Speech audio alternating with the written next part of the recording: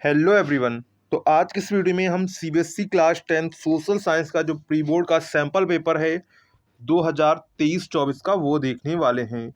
ये sample paper जैसा आपके प्री बोर्ड एग्जाम में या फिर बोर्ड एग्जाम में जिस टाइप के क्वेश्चंस पूछे जाएंगे, आपके उस टाइप के क्वेश्चंस इस वीडियो में हम आपके साथ डिस्कस करेंगे। इन क्वेश्चंस को आपको अच्छे से तैयार कर लेना है। ये क्वेश्चंस ही आपके प्री बोर्ड एग्जाम और जो आपके बोर्ड एग्जाम में इस टाइप के क्वेश्चंस ही आपको दिखेंगे। तो यहाँ पर आपको क्वेश्चन पेपर सॉल्व करने के लिए आपके पास 3 आवर्स टाइम रहेगा और ये आपका 80 मार्क्स का पेपर होता है। और जो 20 मार्क्स है वो आपको इंटरनल दिए जाते हैं, प्रैक्टिकल में दिए जाते हैं, तो वो आपको 20 मिलेंगे। यहाँ पर 80 नंबर का आपको क्वेश्चन पेपर सॉल्व करना होता है। तो यहाँ पर आपको कुछ जनरल इंस्ट्रक्शंस दिए गए हैं, तो वो आप लोग पढ़ सकते हैं। यहाँ पर सबसे पहला इंस्ट्रक्शन क्या है, क्वेश्चन पेपर कंप्राइजेस 6 सेक्शंस, यानी कि जो आपका क्वेश्चन पेपर होगा वो 6 सेक्शंस में डिवाइड होगा, A B C D E and F में। There are 37 questions in question paper, all questions are compulsory. आपके टोटल क्वेश्चन पेपर में 37 क्वेश्चंस होंगे और आपको क्या सारे क्वेश्चंस आपको सॉल्व करने होंगे। जिसमें आपको यहाँ पर सेक्शन ए में क्या होगा, सेक्शन ए में from questions 1 to 20 are MCQs of 1 marks each. यानी कि सेक्शन ए में आपके क्या होंगे, MCQs क्वेश्चंस होंगे, 20 MCQs क्वेश्चंस होंगे और प्रत्येक जो क्वेश्चन होगा वो कितने मार्क्स का होगा, 1 मार्क्स का होगा। इसके बाद सेक्शन बी है। सेक्शन बी में क्या है, question number 21 to 24 to very short answer type questions होंगे कैरिंग 2 मार्क्स। यानी 2 मार्क्स के आपके क्या होंगे, very short answer type questions होंगे। Answer to each question should be not exceed 40 word. Answer जो है आपका 40 वर्ड से ज़्यादा नहीं होना चाहिए। इसके बाद है सेक्शन सी। तो सेक्शन सी कॉन्टेंस 25 to 29, यानी कि उसमें 25 से लेकर 29 क्वेश्चन तक होंगे। 2 are short answer type question होंगे। वो शॉर्ट आंसर टाइप क्वेश्चन होंगे कैरिंग 3 मार्क्स, यानी कि वो 3 नंबर के होंगे शॉर्ट आंसर क्वेश्चन। और इसमें वर्ड क्या है, 60 वर्ड से ज़्यादा नहीं होना चाहिए। क्या, 60 वर्ड से ज़्यादा आपका आंसर नहीं होना चाहिए। इसके बाद है सेक्शन डी। सेक्शन डी में क्या है, question number 30 to 33 are long answer type question, यानी कि लॉन्ग आंसर टाइप क्वेश्चन होंगे कैरिंग 5 मार्क्स, यानी कि वो 5 नंबर के होंगे। Answer to each question should not exceed 120 words, यानी कि जो आपका आंसर है 120 वर्ड से ज़्यादा नहीं होना चाहिए। इतना आप लोग ध्यान रखेंगे। इसके बाद है section E. Section E questions number from 34 to 36 case based questions होंगे with 3 sub questions are of 4 marks each. यानी कि क्या होगा, उसमें सब क्वेश्चंस होंगे और ये क्वेश्चन 4 मार्क्स ईच का होगा, यानी कि प्रत्येक क्वेश्चन आपका 4 नंबर का होगा। Answer to each question should not exceed 100 words. Answer आपको देना है वो भी 100 वर्ड से एक्सीड नहीं होना चाहिए, यानी कि 100 वर्ड से ज़्यादा नहीं होना चाहिए। इसके बाद लास्ट सेक्शन हमारा बचता है सेक्शन एफ। इसमें क्वेश्चन नंबर 37 होगा, इज मैप बेस्ड होगा, यानी कि मैप पर आधारित क्वेश्चन आपसे पूछे जाएंगे, map based, carrying 50 marks with 2 parts. 37A 30 from history 2 marks and 37B geography 3 marks. यानी कि जो आपका मैपिंग क्वेश्चन होंगे 2 नंबर के आपके होंगे हिस्ट्री से और 3 नंबर आपके ज्योग्राफी से मैपिंग बेस्ड क्वेश्चन पूछे जाएंगे। तो ये क्वेश्चन का आपको इंस्ट्रक्शन समझ में आ गया हो, क्वेश्चन किस प्रकार डिवाइड होते हैं। अब हम लोग चलते हैं क्वेश्चंस की ओर। उससे पहले अगर आपने अभी तक चैनल को सब्सक्राइब नहीं किया है तो चैनल को सब्सक्राइब कर लीजिए। साथ में आपको नीचे लिंक डिस्क्रिप्शन में साइंस का model pre board model paper, mathematics का pre board model paper, English का प्री बोर्ड मॉडल पेपर और साइंस के इंपॉर्टेंट क्वेश्चंस जो आपके एग्जाम के लिए मोस्ट अवेटेड क्वेश्चंस हैं, उसकी लिंक आपको डिस्क्रिप्शन में मिल जाएगी। तो आप लोग उसे जरूर वॉच करिएगा और अपनी तैयारी अच्छे से कीजिएगा। यहाँ पर नोट एक दिया गया है, नोट को भी जान लेते हैं। SCBQ stand for competency based question, 50% weightage allocate for the competency based questions. तो सेक्शन ए पर चलते हैं। सेक्शन ए में हमारे MCQs क्वेश्चंस होंगे और 20 क्वेश्चंस होंगे और 1 नंबर का ईच क्वेश्चन होगा। तो इस प्रकार 20 मार्क्स के हमारे सेक्शन ए में हो जाते हैं। तो पहला क्या क्वेश्चन है, who form the Swaraj Party within the Congress. यानी कि स्वराज पार्टी की स्थापना किसने की थी। तो यहाँ पे 4 ऑप्शंस आपको दिए गए हैं। तो यहाँ पे आंसर क्या करेक्ट हो जाएगा, आंसर आपका करेक्ट हो जाएगा CR Das and Moti Lal Nehru ने की थी। किसने की थी, मोतीलाल नेहरू ने फॉर्म की थी। CR दास यानी कि चितरंजन दास एंड मोतीलाल नेहरू ने क्या की थे, स्वराज पार्टी फॉर्म की थी। तो यहाँ पर क्या हो जाएगा, यहाँ पर आंसर आपका डी वाला करेक्ट हो जाएगा। तो आंसर डी आप लोग ओएमआर शीट में भर देंगे। इसके बाद है arrange the following in chronological order में। तो सबसे पहले क्या है, यहाँ पर आपको दिए गए हैं print culture created the conditions for the French revolution. क्या है, फ्रेंच रेवोल्यूशन। सेकेंड है Martin Luther's writing led to beginning of the protestant reformation. इसके बाद है Menocchio reinterpreted the message for the Bible. John Gutenberg invented printing press. तो इसका क्या क्रम होगा, इसका आपको रिऑर्डर क्या होगा, सबसे पहले यहाँ पर रिऑर्डिंग होगा फोर्थ वाला, क्या होगा, John Gutenberg invented printing press. इसके बाद क्या होगा, इसके बाद होगा Martin Luther writings led to beginning the Protestant reformation. इसके बाद आपका थर्ड होगा Menocchio reinterpreted the message for of the Bible. इसके बाद फर्स्ट आएगा आपका print culture created the conditions for the French Revolution. तो यहाँ पर आंसर क्या करेक्ट हो जाएगा, तो यहाँ पर आंसर आपका डी वाला करेक्ट हो जाएगा। कौन सा करेक्ट हो जाएगा, आंसर डी आपका करेक्ट हो जाएगा। इसके बाद थर्ड क्वेश्चन आता है which of the following description of the forest is not correct. क्या है, reserve forest, reservation of more than half of the forest, protected forest, reservation one of third of the forest.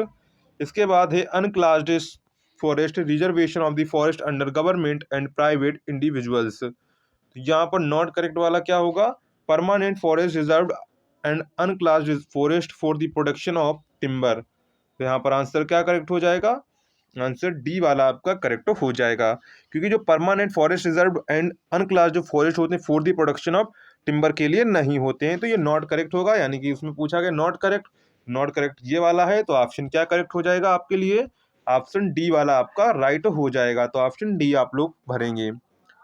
इसके बाद next देखते हैं, next question number 4 क्या कह रहा है।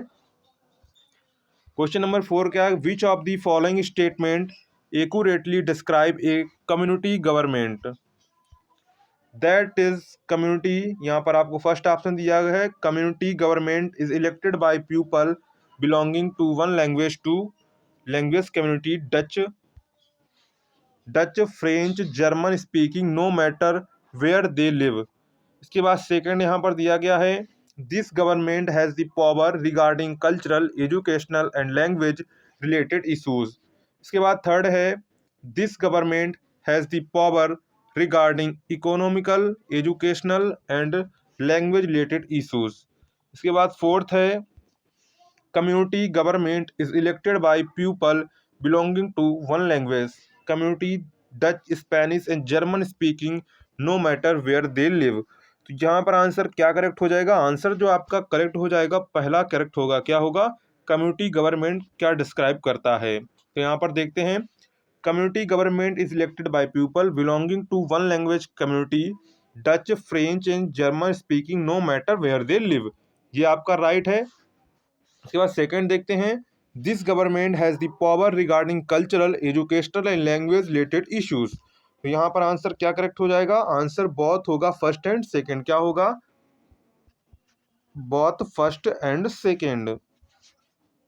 तो यहाँ पर आंसर क्या करेक्ट हो जाएगा, आपको only first, only third, only fourth, only both first and second. तो यहाँ क्या करेक्ट हो जाएगा, both first and second.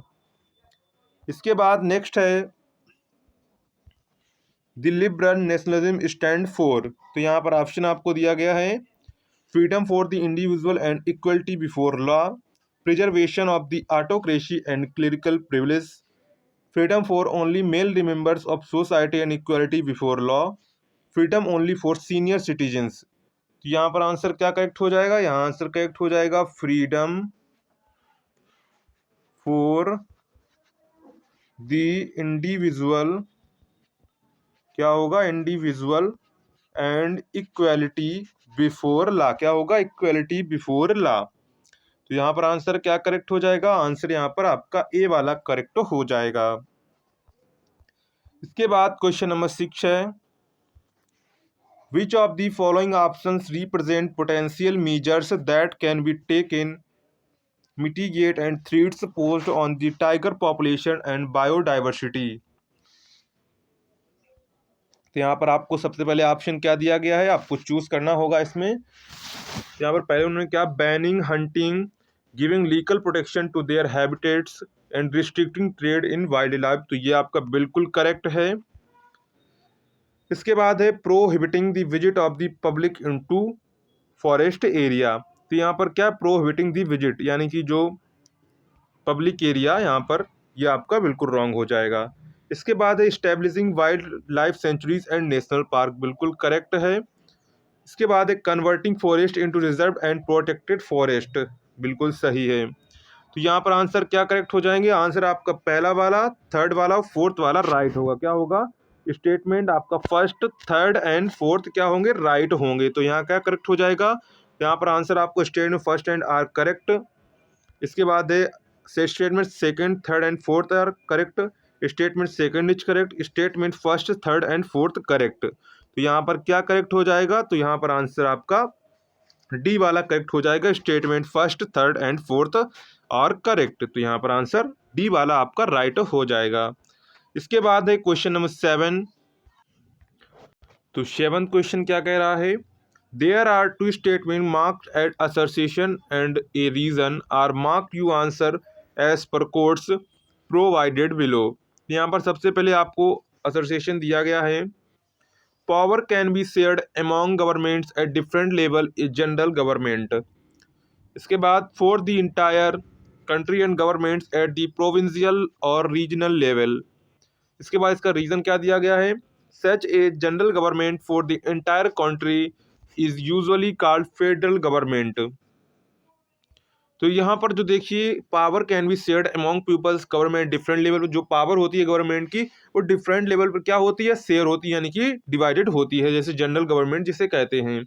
For the entire country यानी पूरे जो देश के लिए, and government are the provisional और रीजनल लेवल पे बटी होती है। इसके बाद यहाँ पे रीजन इसका क्या दिया गया था, रीजन दिया such a general government for the entire country is usually called federal government, बिल्कुल राइट बात है। यहाँ पर जो गवर्नमेंट हो, जनरल गवर्नमेंट होती है, वो पूरे देश के लिए यूजुअली कॉल्ड क्या कहलाती है, फेडरल गवर्नमेंट कहलाती है। तो यहाँ पर क्या करेक्ट हो जाएगा, यहाँ पर करेक्ट हो जाएगा both A and R is true and R is correct explanation of A. तो यहाँ पर आंसर क्या करेक्ट हो जाएगा, आंसर आपका जो करेक्ट होगा वो आंसर आपका ए वाला करेक्ट हो जाएगा, ऑप्शन ए आपका राइट हो जाएगा। इसके बाद नेक्स्ट है क्वेश्चन नंबर 8 की ओर बढ़ते हैं। तो क्वेश्चन नंबर 8 में क्या कहा जा रहा है, क्वेश्चन नंबर 8 देखते हैं। यहाँ पर क्या आ गया, विच of the following subject come under the legislation of centre and state in India. यानी कि विच ऑफ द सब्जेक्ट, कौन सा सब्जेक्ट है जो आता है, अंडर में आता है legislation of centre and state in India. तो यहाँ पर क्या हो जाएगा, यहाँ पर जो एजुकेशन है, क्या है, एजुकेशन के लिए जो पॉलिसी है वो स्टेट गवर्नमेंट बना सकती है और सेंट्रल गवर्नमेंट भी बना सकती है। तो ये एजुकेशन में जो कॉमन विषय है यानी कॉमन सब्जेक्ट है, तो वो क्या है, एजुकेशन है। क्या है, वो एजुकेशन है। तो यहाँ आंसर क्या करेक्ट हो जाएगा, तो यहाँ आंसर आपका ए वाला करेक्ट हो जाएगा, एजुकेशन। क्या हो जाएगा, एजुकेशन। इसके बाद क्वेश्चन नंबर 9 है। क्वेश्चन नंबर 9 में देखिए क्या कहा गया है, why do you think power is shared among different organs of government, that is executive, legislature and judiciary, called horizontal distribution of power, what does it result in। तो यहाँ पर आपको 4 जो आपके हैं उनके कमेंट्स दिए गए हैं, उनको देखिए, पढ़ते हैं, इसके बाद उसका मतलब समझते हैं, फिर आंसर वो टिक करेंगे। Because it allows different organs of government placed at the same level to exercise different powers, these result in a balanced power among various institutions। तो यहाँ पर इसका मतलब क्या है, बिकॉज इट अलाउ करती है different organs of government placed at the same level पर जो पावर है उसको अलाउ किया जाता है, एंड एक्सरसाइज डिफरेंट पावर्स, क्या होता है, डिफरेंट पावर्स बढ़ती हैं, this result in a balance of power among various institution. इसका मतलब क्या निकलता है, इसमें जो पावर है वो क्या उनके बीच बैलेंस बना रहता है, जो विभिन्न प्रकार की जो सरकार के नीचे यानी गवर्नमेंट के नीचे जो विभिन्न प्रकार की कंपनी या फिर कोई भी काम चल रहा है तो उनके बीच क्या होती, पावर का बैलेंस बना रहता है। इसके बाद यहाँ पर क्या कहा गया है, because it allows different organs of government placed at the same level to exercise different power, this is the result in imbalance of power among various institution. तो ये जो राइट है ये यहीं पर गलत हो जाता है, क्या जिससे पावर बढ़ती है और इसके बाद डिफरेंट लेवल पर बांटी जाती है, तो इससे क्या होता है कि ये इसमें कह रहे हैं इम्बैलेंस, यानी कि बैलेंस नहीं रहता है पावर के बीच। तो यहाँ पर ये आपका रॉन्ग हो जाएगा ऑप्शन। इसके बाद because it allows different organs of government placed at the same level to exercise the same power, this result in a balance of power among various institution. तो यहाँ पर भी देखिए जो ऑप्शन है allows different organs of government placed at the same level to exercise the same powers. यहाँ पर क्या लिखा है, यहाँ पर देखिए एक्सरसाइज द सेम पावर्स, यानी कि वही क्या है, यहाँ पर डिफरेंट पावर्स है और यहाँ पर क्या है सेम पावर्स, यानी कि वही पावर जो है वो एक पूरे एक जो एक पावर मान लीजिए कोई जो ऊपर जैसे डीएम है, मान के चलिए डीएम को जो पावर दी गई है वही पावर क्या एसडीएम को मिल जाएगी, नहीं मिलती है, वहाँ पे डिफरेंट पावर्स होती हैं। तो यहाँ पर सेम पावर्स को बांटा नहीं जाता है, तो यहाँ पर क्या हो जाएगा, ये ऑप्शन भी आपका रॉन्ग हो जाएगा। इसके बाद क्या, because it does not allow different organs of the government place at the same level exercise different powers. यहाँ पर क्या लिख गया है, यहाँ पर लिख गया डज नॉट अलाउ, क्या है जो जो आपकी गवर्नमेंट होती है वो क्या करती है, पावर को अलाउ नहीं करती, यानी कि विभिन्न स्तरों में पावर को नहीं बांटा जाता है। तो यहाँ पर ये कह रहा है नहीं, इट डज नॉट अलाउ, तो यहीं से ये आंसर क्या हो जाता है, यहीं से ये आंसर रॉन्ग हो जाता है। यहाँ पर जो आपका करेक्ट ऑप्शन होगा वो आपका होगा because it allow different organs of government placed at the same level to exercise different powers that result in a balance of power among various institutions। देखिए मैं इसका आंसर डायरेक्ट आपको बता सकता था, इसका बताने का मतलब ये था कि आप लोग क्वेश्चन को समझे और अपना जो आंसर है वो सही से टिक करें। इसके बाद है यहाँ पर क्या दिया, identify the person the painting from the options given below, he was describe the most dangerous enemy of our social order. यहाँ पर क्या है, मैटरनिक, मैजनी, गैरीबाल्डी, कैबूर यानी कि काबूर।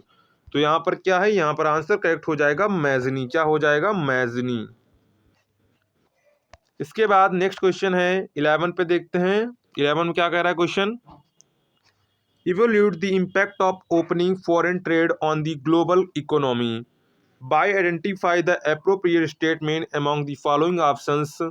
यहाँ पर ऑप्शन दिए गए हैं आपको, पहला ऑप्शन क्या है, पहला यहाँ पर दे दिया the choice of goods in market increase, क्या है चॉइस ऑफ गुड्स, यानी कि जो हमारी वस्तु को चूज करने, यानी कि जो थिंग्स है उनको जैसी अगर हम लोग अच्छी चीज करते हैं तो वो मार्केट को बढ़ाता है, इसका मतलब ये है।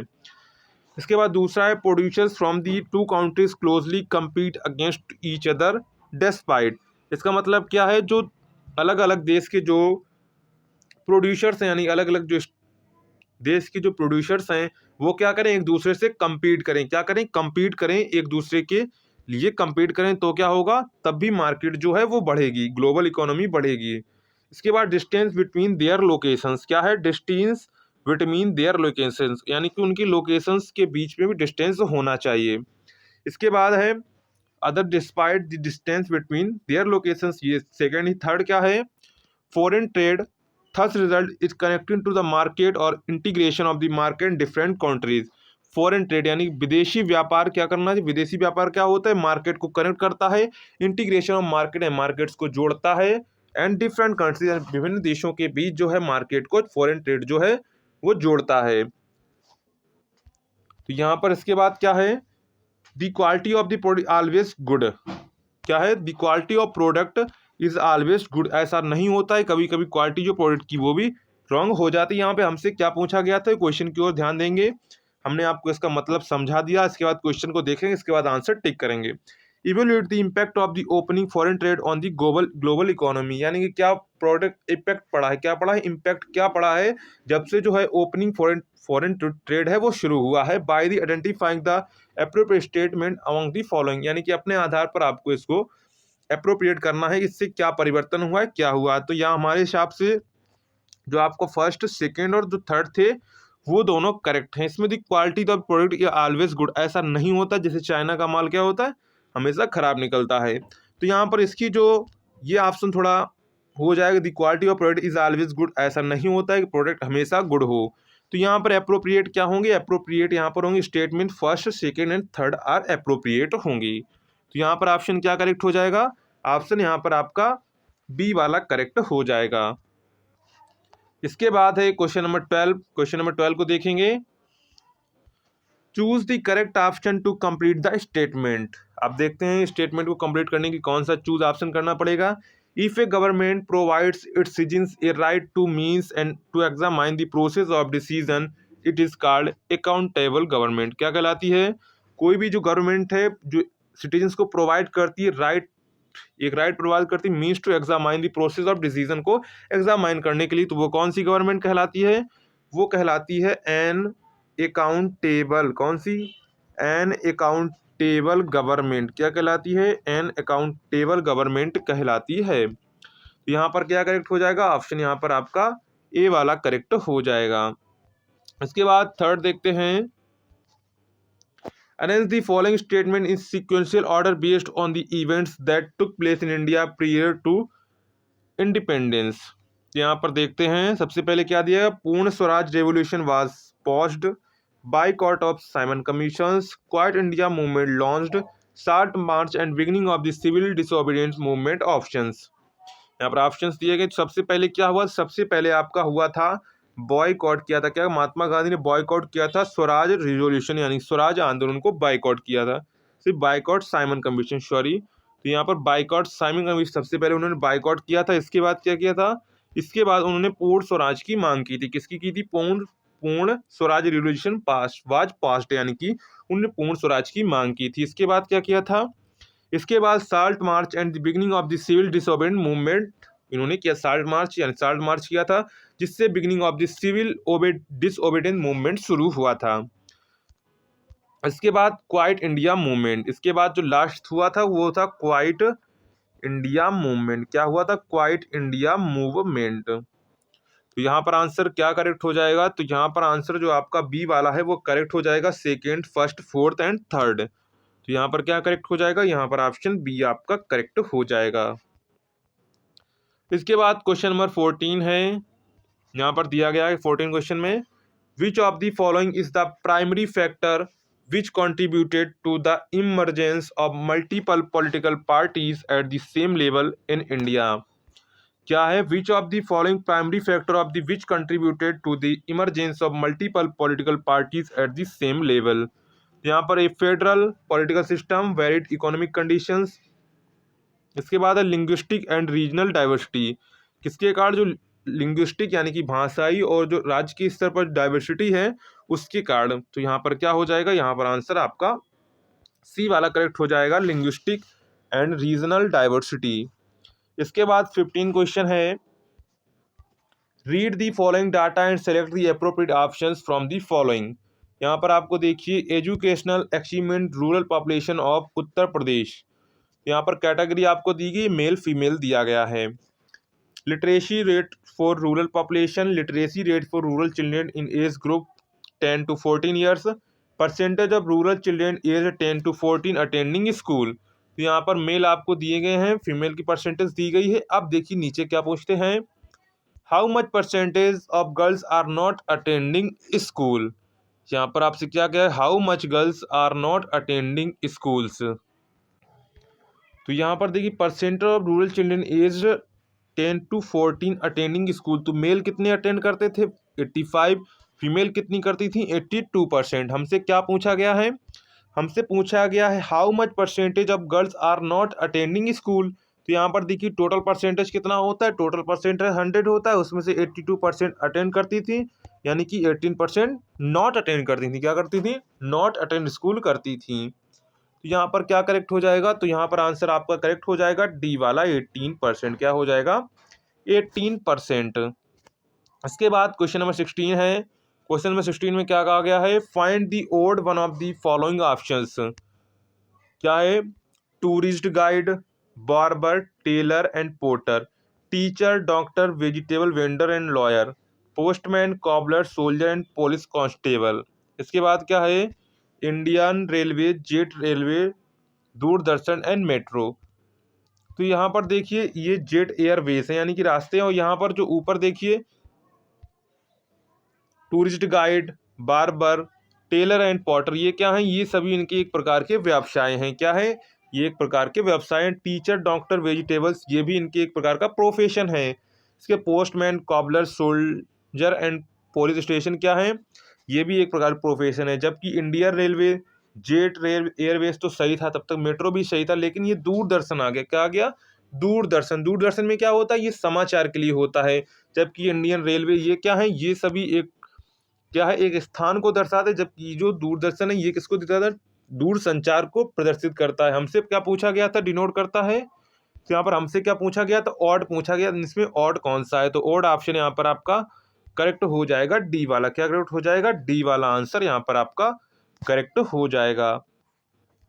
इसके बाद क्वेश्चन नंबर 17 है, which one of the following statement refers to the sustainable development. तो यहाँ पर overall sustainable development various resources development should take place without damaging the environment, economic development of people, development that meets the desire of the member of all community. तो यहाँ पर sustainable development क्या होता है, वो सस्टेनेबल डेवलपमेंट होता है जो क्या होता है, इन्वायरमेंट को कोई भी डैमेजिंग ना हो, यानी उससे कोई भी उसको हानि ना हो या उससे कोई नुकसान ना हो, इन्वायरमेंट को कोई परिवर्तन, इन्वायरमेंट में कोई भी चेंज ना हो, उसे क्या कहते हैं। अगर हम मान लीजिए कोई भी डेवलपमेंट हो रहा है, उसके कारण इन्वायरमेंट में कोई चेंज नहीं आना चाहिए, उस प्रकार के डेवलपमेंट को क्या कहते हैं, सस्टेनेबल डेवलपमेंट कहते हैं। अगर ऐसा नहीं होता है तो उसे हम लोग सस्टेनेबल डेवलपमेंट नहीं कह सकते हैं। तो यहाँ पर आंसर क्या करेक्ट हो जाएगा, तो यहाँ आंसर आपका बी वाला करेक्ट हो जाएगा, development should take place without damaging the environment. इसके बाद क्वेश्चन नंबर 18 है, The last 2 decades of the globalization have seen rapid movement of। यहाँ पर क्या है, goods, services and people between countries, goods, service and investment between countries, goods, service, investment, technology and people between countries। यहाँ पर क्या है, decades globalization have seen rapid movement। तो क्या आंसर आपका करेक्ट हो जाएगा, सी वाला करेक्ट हो जाएगा, goods, services, investments, technology and people between countries। इसके बाद क्या है, इसके बाद आंसर डी है, गुड्स, इन्वेस्टमेंट एंड आप पीपल बिटवीन। तो यहाँ पर क्या करेक्ट हो जाएगा, यहाँ पर आंसर आपका सी वाला ही करेक्ट होगा, goods, services, investments, technology and people between countries. इसके बाद 19 क्वेश्चन है, based on the information given in the table which of the following statement likely to be correct. In sceneries first and second, the secondary sector will be need least workers. In sceneries second, India will become major services based economy. Primary sector in scenery 2 will be highest contributor to the GDP of the country। तो यहाँ पर answer क्या correct हो जाएगा, answer D आपका correct होगा, sceneries first and third maximum employed opportunities will be created in secondary sector. तो यहाँ पर आंसर क्या करेक्ट होगा, आंसर डी आपका करेक्ट हो जाएगा। इसके बाद क्वेश्चन नंबर 20 है, क्वेश्चन नंबर 20 को देखते हैं, in the following questions a statement of assertion is followed by statement reason are, mark the correct choice as. तो यहाँ पर both A and R true, R is the correct explanation of A, both A and R true, R is not correction of explanation of A. यहाँ पर आपको देखिए assertion दिया गया है, असर्शन क्या दिया गया है, parties play a decisive role in the making laws for a country. Opposition party also mobilize opposition in the government। तो यहाँ पर जो both A and R true है, but R is not the correct explanation of A। तो यहाँ पर answer क्या correct हो जाएगा, बी आंसर आपका करेक्ट हो जाएगा। तो ये आपके 20 क्वेश्चन हो जाते हैं। इसके बाद सेक्शन बी की ओर बढ़ते हैं। यहाँ पर क्या है, यहाँ पर आपके हैं वेरी शॉर्ट आंसर क्वेश्चन हैं। क्या है, वेरी शॉर्ट आंसर क्वेश्चन है, और प्रत्येक क्वेश्चन यानी ईच क्वेश्चन आपका 2 मार्क्स का है। तो 21 क्वेश्चन क्या कह रहा है, why did Europe's wealth and finance enhanced in trade with Asia. क्या है, why did Europe wealth and finance enhanced its trade with Asia. इसके बाद नेक्स्ट है, suggest any 2 steps to improve the women participation in politics. Suggest any 2 आपको step suggestion करने हैं जो improve to women participation, यानी कि वुमेन की पॉलिटिक्स में पार्टिसिपेशन को बढ़ाया जा सके, इम्प्रूव किया जा सके। इसके बाद suggest any 2 ways to conserve energy resources in India, यानी कि कोई ऐसे आप 2 वेज तरीकों को सुझाव दीजिए जो क्या करें, एनर्जी को कंजर्व कर सकें भारत में, इंडिया में। इसके बाद है in what ways government can increase employed in the rural sector, क्या है, in what ways government can increase employment, उन कौन से वो तरीके हैं, यानी कि वेज हैं, रास्ते हैं, तरीके हैं, जिससे क्या हो, रूरल सेक्टर में एम्प्लॉयमेंट को बढ़ाया जा सके, क्या किया जा सके, एम्प्लॉयमेंट को बढ़ाया जा सके। तो ये हमारे सेक्शन बी के क्वेश्चंस हो जाते हैं, जो आपके दो दो नंबर के क्वेश्चंस होंगे। 4 क्वेश्चंस आपसे, 4 क्वेश्चंस आपसे पूछे जाते हैं, उनके आपको आंसर देने। इस प्रकार 8 नंबर का आपका वेरी शॉर्ट आंसर क्वेश्चंस होता है। इसके बाद सेक्शन सी पर आ जाते हैं। तो सेक्शन सी में क्या होंगे, सेक्शन सी में आपके होंगे शॉर्ट आंसर बेस्ड क्वेश्चंस होंगे, और वो भी ईच क्वेश्चन कितने मार्क्स का होगा, कितने मार्क्स का होगा, ईच क्वेश्चन आपका कितने मार्क्स का होगा, ईच क्वेश्चन आपका 3 मार्क्स का होगा, कितने मार्क्स का होगा, ईच क्वेश्चन आपके 3 मार्क्स के होंगे। पहला क्वेश्चन क्या है, how did the Indian merchants and industrialist related themselves to the civil disobedience movement, explain, यानी how did Indian merchants and industrial relate themselves to the civil disobedience movement, explain। इसके बाद है, श्रुति performed a web search for teacher and found that 80% of the image had women while a search pilot mainly showed men, यानी कि जब वो Google जो web search पर जो श्रुति है वो परफॉर्म करती है, यानी गूगल पर सर्च करती है टीचर, तो वो जो पाती है, found that 80% of the image had women, यानी कि जब देखते हैं तो उसमें 80% जो वुमेन की इमेज निकलती है वो सब टीचर हैं। इसके बाद वाइल, जब वो ए सर्च ऑफ द पायलट, जब वो पायलट को सर्च करती, मेनली सोड मेन, यानी उसमें उसको मेंस की फोटो दिखती हैं। Discuss how these web search result reflect social perceptions and the sexual division of the labour, explain with an example. तो ऐसा क्यों है, ये आपको एक्सप्लेन करना होगा। इसके बाद क्वेश्चन नंबर 27 है, Why did the government of India wish to remove barriers to foreign trades and foreign investment starting around 1991? कल 1991। Why did government of India wish to remove barriers to foreign trade and foreign investing starting around 1991? उसने क्या किया, जितने भी barrier से remove कर दिए जो कि भारत को ट्रेड करने से रोक रहे थे। इसके बाद 28 क्वेश्चंस थे, different between democrative and non democrative government. आपको क्या डिफरेंस लिखना है democrative and non democrative government के बीच में। इसके बाद क्वेश्चन नंबर 29 है, why the manufacturing industries are considered as the backbone of economy development of India. ये बताइए कि जो आपकी बैकबोन, अब इस समय क्या हमारी बैकबोन क्या है, manufacturing industries are considered as the backbone economic development of India, के लिए इकोनॉमिक डेवलपमेंट के लिए बैकबोन क्या है, मैन्युफैक्चरिंग इंडस्ट्रीज है इस समय में, प्रेजेंट टाइम में। तो ऐसा क्यों है, ये आपको यहाँ पर करना है। इसके बाद है लॉन्ग आंसर क्वेश्चंस। इसमें आपकी क्या है, इसमें आपका प्रत्येक क्वेश्चन कितने नंबर का है, यहाँ पर ईच क्वेश्चन आपका है कितने नंबर का है, ईच क्वेश्चन आपका 4 नंबर का है। तो यहाँ पर सबसे पहले क्वेश्चन क्या दिया गया, explain the proactive approach adopt by national thermal power corporation NTPC for preserving the natural environment and resources. आपको, और दूसरा दिया गया, examine the multi pronged aspect of the information technology and electronics industry. तो इसमें से आपको जो क्वेश्चंस का आंसर आता हो उसमें से आपको 1 आंसर क्वेश्चंस का आंसर आपको देना है। इसके बाद 31 क्वेश्चन है, suggest and explain any 5 ways to reform political parties in India और describe the necessity of utility of political parties in democratic countries. तो यहाँ पर इसमें से भी आपको फर्स्ट एक का आंसर ही आपको देना है जो आपको आता हो। इसके बाद नेक्स्ट है, how did nationalism align with impartialism to become the cause of the First World War, explain, और highlight the role of the Otto von Bismarck in making of Germany, यानी कि जर्मनी को मेक करने में, made करने में Otto von Bismarck की क्या भूमिका थी, उसने कैसे इस प्रकार जो जर्मनी का निर्माण किया, ये आपको इसमें करना है। तो दोनों में से आपको कोई 1 क्वेश्चन का आंसर देना है। इसके बाद 33 क्वेश्चन है, French revolutionary Miss X want to start terracotta artifact store in her village. She wants to supplement her income to raise the standard of living of her family. How can banks and cooperatives help her, and helping such pupils will lead to overall development of the country.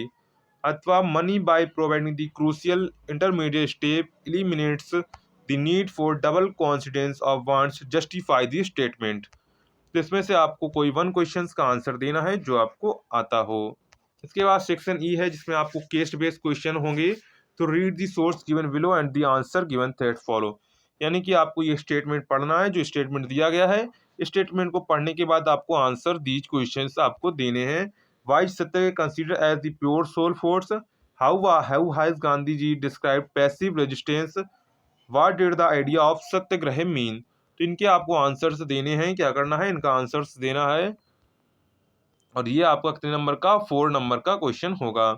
इसके बाद 35 questions हैं। 35 में भी आपको read the source given below and answer the questions, इसका भी आपको statement पूरा पढ़ना है। स्टेटमेंट पूरा पढ़ के आपको इसका आंसर देना है। क्वेश्चंस क्या हैं यहाँ पर, where was the Frankfurt parliament held, what was the demand of men and women liberal middle class people, how did women participate in the liberal movement. इसके बाद 36 भी आपको इसी प्रकार केस बेस्ड क्वेश्चन है, जिसमें भी आपको इस पैराग्राफ को पढ़ना है।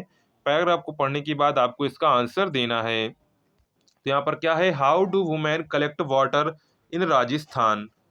इसके बाद why is water secretary in most areas cause, do you think rain water harvesting can help, give reasons to justify your answers. तो यहाँ पर 3 आपको किससे होंगे, आपके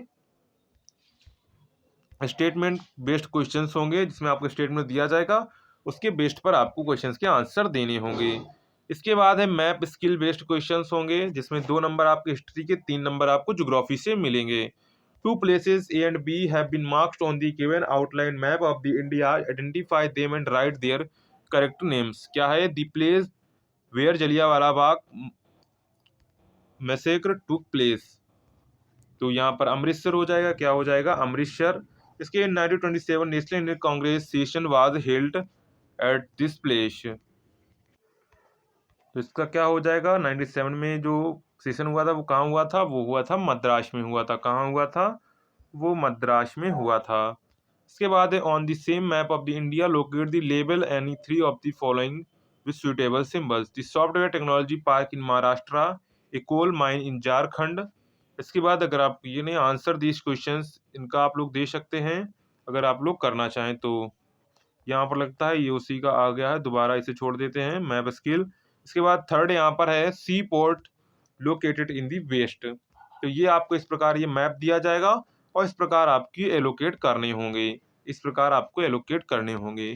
तो ये आपका सोशल साइंस का प्री बोर्ड का क्वेश्चन पेपर हो जाता है। हम आशा करते हैं, I hope you understand this question paper.